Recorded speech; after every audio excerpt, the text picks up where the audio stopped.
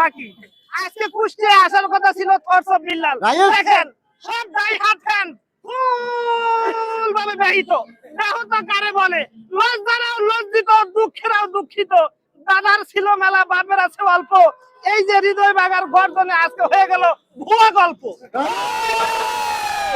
কি আর বলবো কথা, এখন মনে লাগে ব্যথা। দেখি পরের জন কি বলতে চাই, চলে আসেন।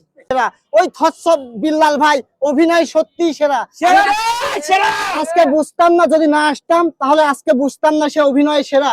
সে আমাদের সঙ্গে ধোঁকা দিয়েছে, দেখা করে নাই, সত্যি অভিনয় সেরা। নাম্বার তুতলিং পং